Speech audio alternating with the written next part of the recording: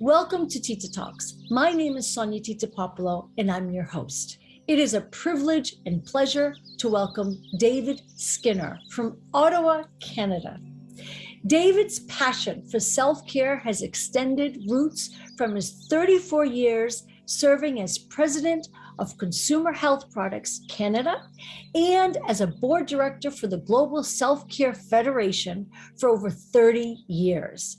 During that time, he also served for over a decade as a delegate to the USP, as well as holding positions on several non-for-profit boards, such as the Canadian Society of Association Executives and terms on government expert advisory committees, and he is the International Self-Care Foundation's president and a trustee.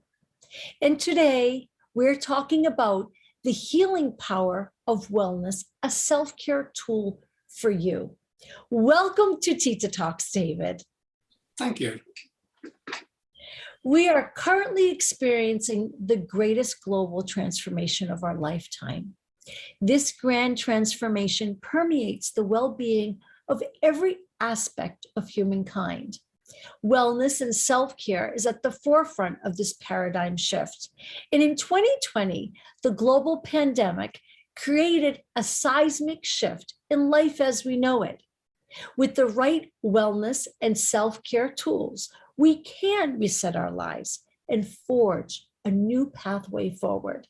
And one of my favorite quotes by the American philosopher Ralph Waldo Emerson, who said in 1860, "The first wealth is health. And indeed, good health is our most prized possession.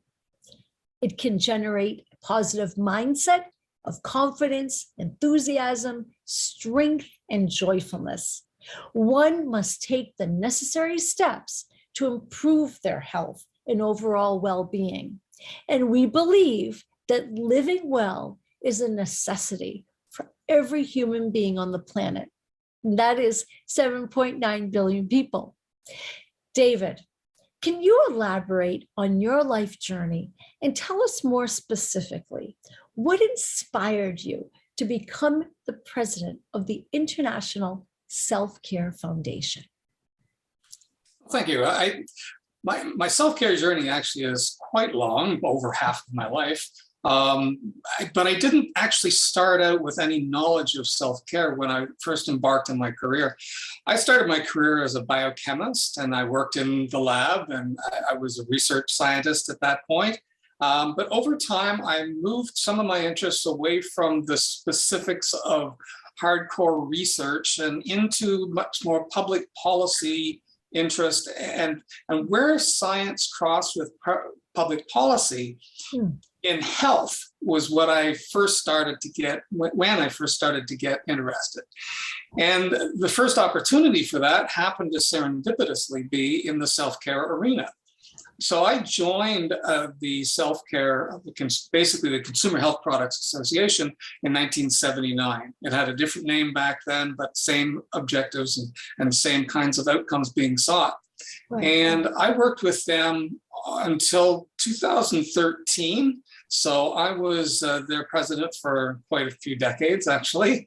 But at the same time, my interest was broad enough that I participated at the board level for the global association that represented associations like-minded in different countries. But also, there was a personal interest beyond just the public policy, but in terms of how the N of one multiplied many times has a big, big impact.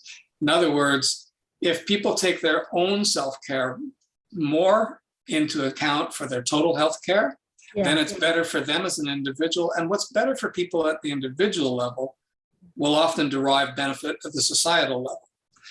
So I could elaborate the number of different organizations that I had the opportunity to work with and their leadership and their vision. But really what happened was it was a quick evolution into the self-care policy arena, and then an ongoing love affair with the idea that we are the people who can take greater charge of our own healthcare and not only help ourselves, but help our fellow citizens by managing some of the workload that finds its way into doctors' offices. And the greater the self-care at societal level, the bigger the impact that allows physicians, doctors, nurse practitioners, and other health professions to deal with more serious illnesses. They're not easily self-managed, but there's, quite frankly, great opportunity in self-care, and I love that idea. Yes, it's wonderful, wonderful. The International Self-Care Foundation has developed the 7 pillars of self-care, which provide a useful framework and a good starting point. Can you walk us through these 7 pillars of self-care? Sure. I mean, it's my pleasure. I think one of the things, just going back to what you said at the beginning, was, the pandemic kind of brought around a new awareness of self-care and what that really means to people, and how that can help them stay healthy when maybe the conditions around them are less healthy. The thing that bothered me most about all of the discussion on pandemic was they were kept calling things public health measures, and indeed they were, but things like wearing a mask, social distancing, cleanliness, hygiene, all those things, those are self-care actions. Yes. And the part that kind of I was, I guess, bifurcated on it, because I said, well, it's good that they're telling people to do these things because these are self-care measures. But it's unfortunate that they're not characterizing them that way. They're characterizing them more in the institution of public health. Yes. And that's where the benefit is, of course, at the societal level, but there's great benefit, again, at the individual level. So that really was the kickoff to the 2020s, was a greater prominence of self-care measures in our daily lives. Even though I think, a lot of us at ISF, we're struggling to keep stressing these are self-care measures, while, people that were in the news daily were calling them public health measures. They are both, they're not mutually exclusive. Yeah. But the 7 pillars is a much broader remit to what self-care is all about. Yes, in fact, one of the pillars is good hygiene. Yeah. And that has always paid benefits above and beyond the spread of viral illness, bacterial illness, and other kinds of transmissible diseases are often prevented or lessened through good hygiene. Yeah. But one of the foundational pillars, in my belief, and it's critical to some of the others, is the first pillar, which is knowledge and health literacy, i.e. self-care literacy. Getting to know more about A, yourself, and B, what things you can avail yourself of to be able to practice better self-care. And it doesn't require high levels of sophistication on health literacy.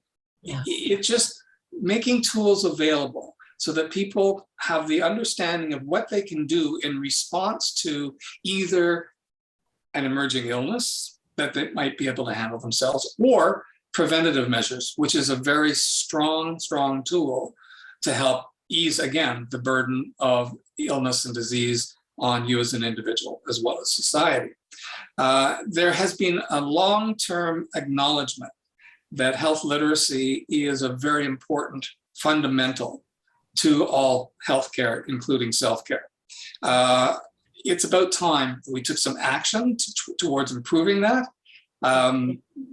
Certainly ISF has an intention to focus more closely on health literacy as a critical tool. And I'm finding that other organizations are as well. It's actually quite predominant in my ongoing discussions with other organizations that have self-care at their heart, so to speak. Yeah. One of the things that was a challenge and continues to be a challenge through the COVID is the second pillar, mental well-being. Mental well-being comes, it's very personal. It's how you cope, how you manage, but there are lots of tools out there to be able to help you cope with situations that are stressful and deal with them and find help where you need it, and help yourself sometimes, seek help from others other times. Remembering that WHO's definition of self-care is not totally exclusive to the things that you can do and manage just on your own. It includes things that you can manage with the assistance of other people as well. So we're not left, self-care doesn't leave you on your own. Right. There are many tools you can do Yeah. and take advantage of to help yourself in specific instances, Right. but it's never a journey of one's just self. It's a journey with other people. The one that's been the most obvious for many years and governments have really promoted heavily is physical activity. Yeah. What I find though in physical activity, the more research we have, the more it becomes obvious that you don't have to be an Olympian. Yeah. and run marathons every day to have physical activity.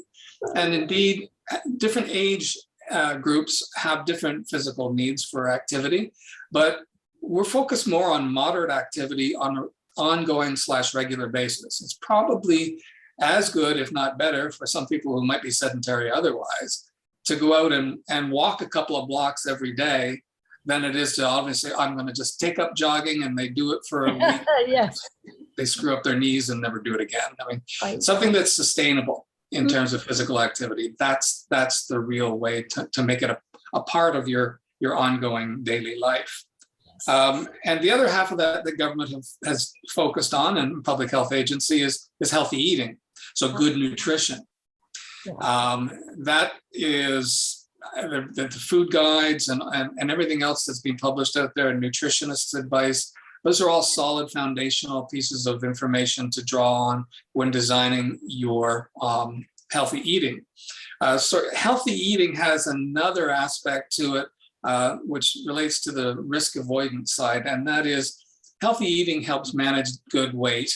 Good weight helps manage blood pressure, the risk of diabetes, and so on. There's so many things that are linked to all of these pillars that are run-on effects to the benefit of any one of the pillars. And in terms of nutrition and moderate exercise and risk avoidance, these are the things that help you get through life with minimizing your risks around things like tobacco use, things like overweight, obesity.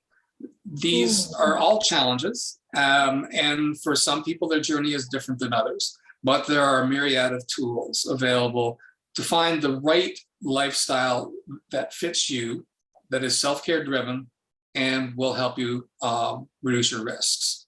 You know, the risk avoidance one, I mentioned tobacco use, moderate use of alcohol is another area where people can moderate their use. And for me, it's particularly poignant, I suppose, as I'm a sommelier as well. So I understand the difference between alcohol abuse and moderate use. Yeah. And so one of the things that comes up all of the time with respect to impact on healthcare is medicines. Yes, yes. There are all kinds of medicines out there. There are medicines that you can choose for yourself, the self-medication profile. Those are self-care products, and I was involved in that sector for most of my life, most of my career. And prescription medicines and other kinds of things like home diagnostics. And this was a big thing, of course, with COVID home testing. But it's not just about the use of those, it's about the rational use of them and the rational use of services. So if you can get your home diagnostic for COVID, that's a good tool to avail yourself of. You don't always have to go and demand, a PCR test every week and kind of overburden the testing system. But I mean, if you're being exposed and so on, there are guidelines for when you should use which, and that's all part of the self-care journey. And that number one pillar on literacy is knowing when you should see the formal system, when you should be able to do something for yourself. Rational use of medicines is always supported by a number of programs, such as making sure you follow label instructions, make sure you follow the instructions of your practitioner. Don't overuse. Certainly antimicrobial resistance is a big area in that. Overuse of antimicrobials can create problems. And one of my historical things in public policy was to try and help reduce that that problem in terms of the overuse of antimicrobials in animal feed, for example. So it's not always just human health. It's, it's the health of the animals that becomes the health of the human, et cetera. So the 7 pillars are wide ranging. Certainly, it would be ideal for everybody to follow all 7 all the time. But we know that, multitasking is difficult many times. But, you'll know which ones you're probably already pretty good at. Yeah. And then it's a matter of looking at the other ones and saying, okay, maybe I should take some time to understand how to be better at that. Right. Yes. No, we completely agree with that important, holistic, integrated approach to incorporating the pillars that you're talking about. Your 7 pillars of self-care are fantastic. They're amazing. I'm going to repeat. So the first, knowledge and health literacy, mental well-being, physical activity, healthy living, risk avoidance, good hygiene, rational use of products and services. Yeah. Wonderful 7 pillars. Yeah. David, International Self-Care Day is celebrated on the 24th of July each year and provides a focus and opportunity to raise the profile of following these 7 pillars of a healthy lifestyle and a healthy lifestyle self-care programs around the world. International Self-Care Day was developed by the International Self-Care Foundation to promote self-care as a vital foundation of health. What is scheduled for this year? Can you walk us through the activities scheduled for this year, and how do you support these efforts around the world in honor of International Self-Care Day on July 24th, 2022? Well, before I get into that, I think probably a good introduction would be to say that the idea of why is it July 24th? Yes. And it's 24th of July from the simple idea that Dr. Guo, who was the founding person for the ISF back in the day, yes. And he was chairing an association, the global association that I was involved with, yes. and came up with the ideas, well, isn't self-care something we should do 24/7? Absolutely. Oh, I love that. And so that's why it's 24/7. And it started out just as the day. But as you know, WHO and most other international organizations adopt a self-care month, which is the month leading up to that 24/7. So it officially kicks off on the 24th of June, culminating in Self-Care Day on the 24th of July. But that's not where it ends. Of course, self-care is not a one-shot deal. There are a number of other organizations that celebrate self-care in other ways and in other times. So for example, in the UK, where there's probably the strongest self-care policy-driven government policies in terms of health, they celebrate Self-Care Week, and it's usually in November. And so the opportunity to learn more about self-care kind of runs throughout the year. There are a number of milestones, of course, that raise the attention level. But those would be the 2 most significant times of the year. And of course, ISF on a daily basis, posts on social media, maybe a new study that supports one of the self-care pillars, maybe just important information about a condition that you might be interested in. But we 24, 365, so to speak, in social media.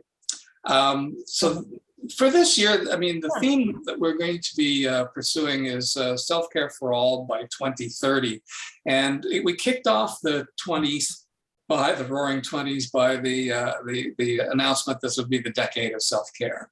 And as we move into greater awareness across multi-jurisdictions, country, government, WHO, UN, you name the organization, that gets greater interest in self-care, that becomes a bit more achievable, because the discussion is often about we should be doing something. Yes. And when it comes to saying, oh, we should have a good policy on self-care, and everybody, yes, we should, but what does that policy look like? Right. And, it will be multifaceted. I mean, the 7 pillars are a good place to start. But when it comes to government policy, I'm encouraging the Samson approach, where we tear down the pillars, because those pillars become silos. And, one department will pick one thing and just this is the important thing. It's not the important thing. It's the firing on all cylinders that makes the engine work, that makes the car move. You can't just pick one. It's not going to work. You'll break down fast. So one of the things that we'd like to focus on this year is that greater awareness about self-care literacy, how that can be achieved. What it actually is the first step. And as I say, it's not, can you read lots of things? Right. Of course, you can read lots of things. I mean, that's a good thing. But it's more about, more generalized than that. It's more about understanding how you can avail yourself of information that helps on your self-care journey. So that's kind of the theme and the focus for this year. Most of our effort is undertaken by working with other organizations to help amplify the message, and other people amplifying our message. Really, it's the network around the world that pulls on the oars all kind of in the same direction, that really makes for the momentum that we're trying to achieve. One of my early mentors used to say that, how do you actually get things like this done when it seems so monumental a task? Yes. And it says it's kind of like how sand is created. It's the constant dripping on stones that breaks it down into sand. And so maybe I won't live as long as a stone to turn it into sand. But at the same time, this is the only way. Lots and lots of voices ringing out together to create enough of a momentum that government policymakers and other organizations really take on self-care in a serious way. So that's kind of where we're at for this year, and next year we'll go at it again. We'll still have social media posts on each of the pillars, but probably will be 2-to-1 knowledge versus some of the others. Well, I love that. So I understand that each year you've had these general themes. Like, so each year your International Self-Care Foundation, for example, like 2017, the theme, Get Better with Self-Care. 2018, Feel Good 724. And each year it's all around self-cares for life, get better with self-care, treat yourself to better health. Question, and then 2020s, this new decade for self-care and so forth. And also, as you mentioned, that you have reached organizations and people around the world, from Australia to Bangladesh, Bolivia, Brazil, Canada, China, and so forth. Kenya, Mexico, Nepal, South Africa, South Korea, Switzerland, Tanzania, United States, United Kingdom, Vietnam. What are your goals? Who do you want to reach 2020 and 2022? And question, do you, each year when you decide on the theme, is it inspired by what you see happening in the world? Is that what sort of helps to dictate what you're going to, sort of forecast is a better term, I suppose, help you see where the importance is? Because as I listen to you say that you're going to be focusing on 2022 health, self-care literacy and the importance of that. For us at Wellness World USA, what we have been doing is really helping to define self-care so that people truly understand when you're speaking about self-care, you're not talking about manicures and pedicures or a day at the spa.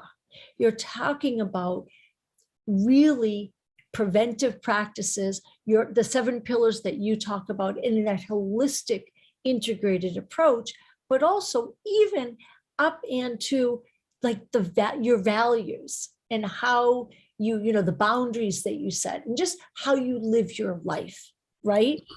Yep. Yeah. I think you've touched on a point there that may be a bit of an issue. May not be. I have no evidence to back this up, and our organization relies on evidence base for self-care anyway. But the concept and term self-care Yeah. seems to have finally taken on enough significance that everybody wants a piece of it. Yeah. And so, this pen could be the best self-care tool ever if you just use it the right way. So it's like that. Yes, we get a lot of commercials on TV exposed as this exfoliant is good self-care. Well, self-care is a good thing. So I don't deny that there are things in terms of what we might consider cosmetic like features, such as a spa. I mean, one could make the case that's good for mental health. Absolutely. Yes. But I think that maybe some policymakers sort of just see it as that because there's so much commercialism of the, I guess, the relaxation side or sometimes self-indulgence side of self-care, that they're kind of reluctant to even weigh in and get a hold of it. But as we all know, I mean, self-care is much more broad than that. I mean, that going and get a mani-pedi might be good for your mental health of the day, but that's just one thing. It is not self-care. It is part of self-care, not the totality of it. Yes. With respect to, how do we figure out where we're going? Yes. Well, we have a fairly broad sail to steer the ship by. And I think that's the most important thing. If we strike a note with influencers and policymakers, et cetera, on any one of those pillars, and they say, we want to take up that pillar, then we're more than happy to support and say yes. Yeah. Because once you get that pillar under your belt, there are 6 more. Again, the constant dripping on stones. But at the same time is, sometimes you have to go where the wind takes you. And as long as it's not taking us out of our intended path, then we're happy to land at whatever port is the wind takes us to and see what we can manage there. Right. David, let's review the emotional intelligence skills for leadership. There are 5 important elements to emotional intelligence that can help people to better understand the importance of self-care. Self-awareness, self-regulation, motivation, empathy, social skills.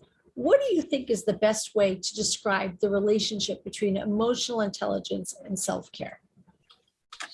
Well, if you take each of the components of emotional intelligence and then you think about them with respect to each of the pillars, they become rather obvious. And let's just sort of pick one. So let's take risk reduction or risk avoidance. So self-awareness, first of all, you have to recognize that you have either an issue, say tobacco use, or you haven't you haven't really dealt with it before, and you don't even know that maybe you should be doing something about it. But the first thing that anybody needs to do, and this is to me the number one skill in leadership, is self-awareness. Know where your strengths are, but know where your weaknesses are as well. So if you're looking at the 7 pillars and say, well, I'm pretty good on 4 of those, I don't have to be any good on the other 3. That's not kind of the way it works. It could be working at cross purposes. So self-awareness is critical for any of these things. Self-regulation is a bit more about how you do what you're trying to do. Don't overdo, because, for example, if we take that exercise example I provided earlier, if you overdo and don't regulate your practice, you're just as likely to, kind of create a situation where you're not going to want to maintain it. And self-regulation, if we think of that word as a modulation of activities, so that you're neither too high nor too low, but you regulate yourself in the right zone, then that's absolutely true right across all of the pillars. Motivation. Okay, without any motivation, then probably nothing will happen. But, you can create your own motivation, or you can be motivated by others. Yeah. And the motivation is, quite frankly, always going to be a bit personal. So finding other people who have similar skills and similar conditions and similar ideas, they can help you get motivated. Finding that, that support group, and being a part of the support group touches on empathy, for example. See somebody else struggling with one of their health issues and how they might be able to manage wellness much better, requires some empathetic situation for the struggle they might go through. Maybe they've tried to lose weight before. Maybe they've tried to quit smoking before. Understand that some of these things are not easy, but with, good self-regulation, self-awareness, motivation, it can happen. Yeah. And then the social skills part of it, well, that's your ability to really understand how you can, it's part of empathy. You can be empathetic with somebody, but if you don't have the ability to communicate, to create that link that has a meaning and drives that motivation, then it's probably not that good. So social skill, communications, empathy, they're all rolled into one. So I think that the leadership, the whole notion of emotional intelligence permeates everything we do, and this is just another thing we should be doing, but it's related to our physical and mental health. Yes. And then how did you form the 7 pillars, 7 steps for self-care? How did the Self-Care Foundation form these? And is it like one of my favorite quotes by Aristotle, and he said, "We are what we repeatedly do. Excellence then is not an act, but a habit."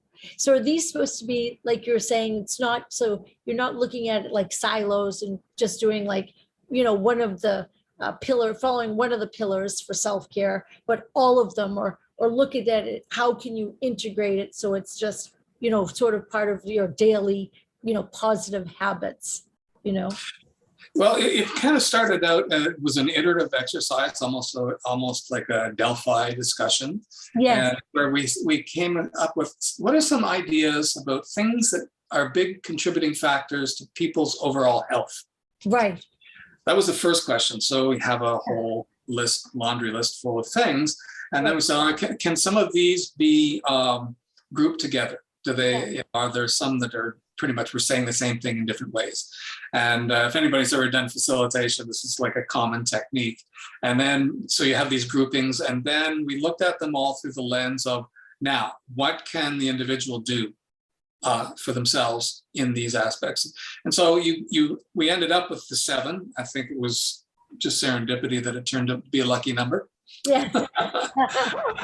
And it was really just a meeting of minds. And of course, the other part of it is, self-care has a long history of debate, discussion, and, it was very fractious back in the early 80s and late 70s, where, large communicable diseases were a big issue. Then we saw the rise of non-communicable diseases, which are really lifestyle issues for the most part. And that's where we started to see people coalescing a bit more around what kinds of things can help with non-communicable diseases. The communicable diseases, obviously, we have many public health measures and things to deal with those too.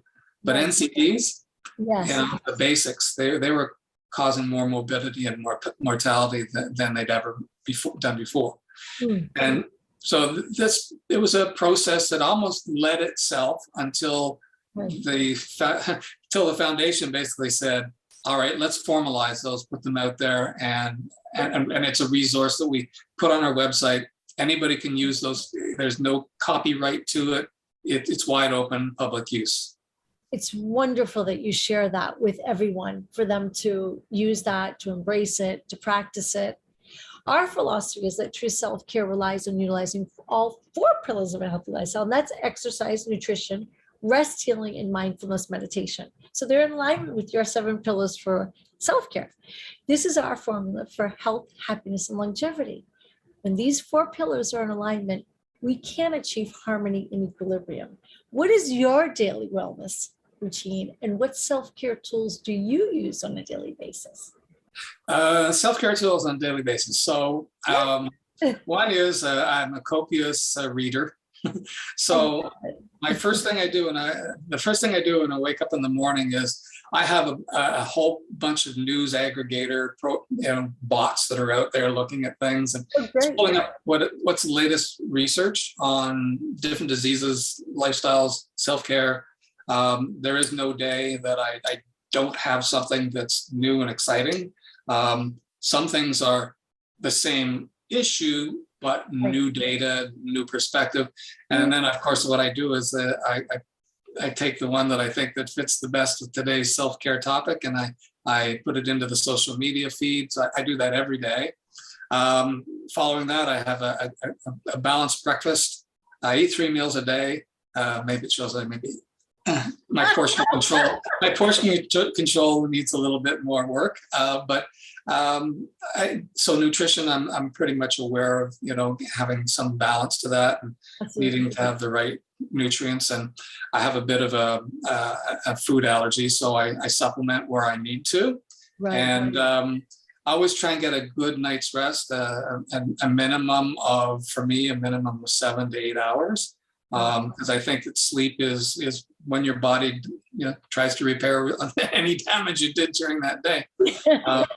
So, and none of these things really take a lot of outside the box effort.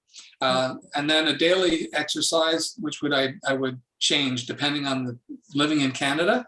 Yeah, I do a little different things in the winter than I do in the summer. So I tend to, if I play golf, then I always walk. So there's 20,000 steps a day, play 3 or 4 times a week, and so on. So these kinds of things are just things that you can enjoy. So my exercise routine, I do some other exercises as well, but none of them are things that I think that are going to injure me. They're going to help me. And I do a little bit every day, and I think that's really the key. Is you're like an elephant, you don't eat it in one bite, just a little bit every day. Yes, the consistency is so important, isn't it? Yeah, exactly. And one of the things is having the last name Skinner. I always refer to my old great uncle B.F. Skinner. I suppose I don't know I'm related to him, but I lay claim to him anyway. And he always used to say that the behavior that gets rewarded gets done. And so when you go back to that earlier self-awareness and motivation, what constitutes a reward for your behavior is very individualized as well. Feelings of satisfaction with things that you do mentally, physically, otherwise, those are good rewards. But also, you start to see some of the benefits of the self-care regime fairly quickly. And so it is self-reinforcing. Yes, absolutely. Yeah, I agree with you 1,000%. What does the healing power of wellness, a self-care tool for you, mean to you? Well, I mean, self-care and wellness are nested within each other. They're virtually indistinguishable. They cross like a matrix, right? Can't have one without the other. And again, they often repeat each other in different ways. And so the result of following 7 pillars is good wellness. Completely. You can say, I'm going to be well. It's okay. How? Are there some solid steps that you're planning to take to do that? Yeah. And so the 7 pillars and your 4 pillars, I mean, these are all aspects of things that make a contribution. And while I mentioned before, you can't just fire your engine on one cylinder. You can do a pretty good job getting around with 6 to 7. Yeah. Well, science-based evidence shows that the more wellness and self-care tools and techniques you have, and the more positive daily habits you embrace, then the more you not only learn about yourself and what works best for you in your life, but the better life you will live. So I want to share an excerpt from my book, Sonia's Ring, 11 Ways to Steal Your Heart. Physical and spiritual well-being is necessary for life and growth. It is what helps to keep us alive, maintains and nourishes love, faith, hope, perseverance, compassion, and kindness. All of this is available for you. So reach out and grab what is yours. Is there any particular message that you would like to make sure we communicate and share with our worldwide audience? I think I've covered just about everything that I think is relevant for self-care and the 7 pillars and so on. The only thing I would add, and maybe you can provide this to listeners as well, is ISF provides a free self-care app that's downloadable, and I can share with you the link to that. Thank you so much for joining us on Tita Talks, and thank you for talking about self-care. Thank you for discussing the healing power of wellness, a self-care tool for you. I'm so grateful for you joining me on Tita Talks, David. Thank you. My pleasure. And for more information, please go to www.wellnessworldusa.com, www.titatalks.com, and follow us on Instagram at Wellness World USA, at Tita Talks Official, at We Love Tita Talks, at Sonia Tita Popolo. And for more information about the International Self-Care Foundation, please go to www.isfglobal.org. International Self-Care Day it's July 24th, 2022.